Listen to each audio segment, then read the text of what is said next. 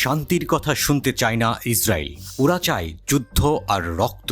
গাজায় যেমন মৃত্যুর মিছিল চলছে, লেবাননের জন্য এই নীল নকশা হায়নাদের। তবে প্রতিপক্ষ এবার বেশ শক্তিশালী, হিজবুল্লাহ রাগে ফুঁসছে। ইসরায়েলকে পরোয়া করার সময় নেই অকুতভয় যোদ্ধাদের। নতুন আক্রমণে নিজেদের শক্তি প্রদর্শন করেছে হিজবুল্লাহ। ক্রমবর্ধমান উত্তেজনার মধ্যেই ইসরায়েলি সামরিক স্থাপনায় হিজবুল্লাহর হামলা সেই বার্তাই দিচ্ছে। তেল আবিবের সাথে পূর্ণ যুদ্ধের আশঙ্কার মধ্যেই উত্তর ইসরায়েলে বেশ কয়েকটি সামরিক পোস্টে আঘাত এনেছে লেবাননের বাহিনী হিজবুল্লাহ। দক্ষিণ লেবাননের চাকরায় ইসরায়েলি হামলার প্রতিক্রিয়ায় এই রকেট হামলা চালানো হয়। হিজবুল্লাহ জানিয়েছে তাদের যোদ্ধারা আল মালিকিয়া পোস্টে নতুন ইনস্টল করা নজরদারি সরঞ্জামকে যথাযথ অস্ত্র দিয়ে আক্রমণ করেছে। প্রতিরোধ যোদ্ধারা আল কারান্তিনা পাহাড়ে সম্প্রতি সেট আপ করা হার্ডওয়্যারকে সম্পূর্ণরূপে ধ্বংস করে দিয়েছে।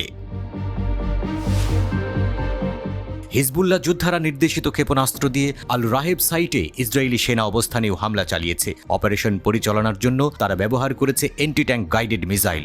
আল বাগদাদি সাইটকে কয়েক ডজন কাতিউষা রকেট ছুড়েছে। তবে হতাহত বা ক্ষয়ক্ষতির বিষয়ে এখনও কোনো তথ্য পাওয়া যায়নি।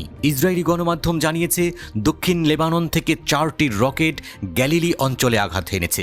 গ্যালিলের গোমা মোড়ের কাছে 4টি এলাকায় আগুন নিয়ন্ত্রণের চেষ্টা করছে দমকল বাহিনী।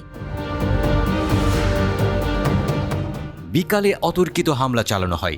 সেখানে একটি মেরকাভা ট্যাঙ্ক অ্যাম্বুশ পয়েন্টে আসার সাথে সাথে এটিজিএম নিক্ষেপ করা হয়। হিজবুল্লাহ নিশ্চিত করেছে মিসাইলটি সরাসরি ট্যাঙ্কে আঘাত হেনেছে।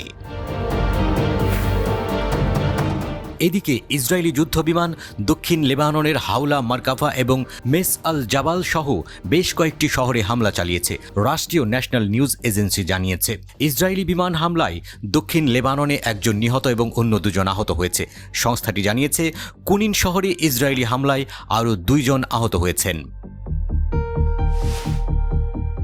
শনিবার ইসরায়েল অধিকৃত গোলান মালভূমির মাজদাল শামসের রকেট হামলায় 12 জন নিহত হওয়ার পর উত্তেজনা বেড়েছে। যদিও ইসরায়েল হিজবুল্লাহকে হামলার জন্য দায়ী করেছে, তবে লেবাননের বাহিনীটি কোনো দায় অস্বীকার করেছে। হামলা পাল্টা হামলা চলছেই। হিজবুল্লাহ, ইরাকের ইসলামিক রেজিস্ট্যান্স এবং ইয়েমেনের হুথি সহ আঞ্চলিক প্রতিরোধ গোষ্ঠীগুলো ফিলিস্তিনের সমর্থনে ইসরায়েলে হামলা অব্যাহত রাখার ঘোষণা দিয়েছে।